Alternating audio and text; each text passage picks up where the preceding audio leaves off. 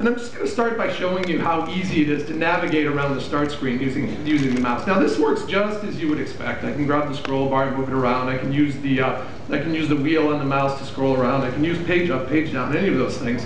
It's exactly as you would expect. You might notice my computer right now looks probably like yours will after a couple weeks of using the consumer preview. I've got dozens of apps installed here, so the start screen has quite a bit of stuff on it, but it's really, really easy to navigate around here.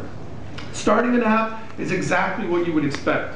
I'm just going to go click. We're going to start the weather app here. This is actually a really wonderful Metro style app. It's beautiful, it's immersive, it's full screen, and it gives me a lot of really, really neat information. Now, if I want to go back to the start screen, let's say I want to go start another app here and I want to go back to the start screen. If I had a tablet, what Julie showed us is I would swipe from the right, pull out the charms, push on the start charm. Now, let me talk a little bit about the difference between the mouse and your fingers for a second. Your fingers are a terrific pointing device. They're great for pointing at, fairly large targets. They're also great for gesturing and for moving things around. The mouse, on the other hand, is also a great pointing device. In fact, it's a very, very precise pointing device.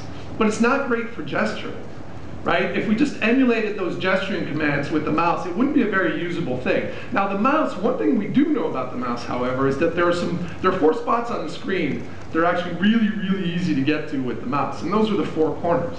It's really easy to just move your mouse to the top left corner, the top right corner, something like you can do it with your eyes closed. And so what you're going to see here is how much we use those corners to just navigate through the UI in Windows 8. So the first example of this I'm going to show you is if this is actually going to feel very natural.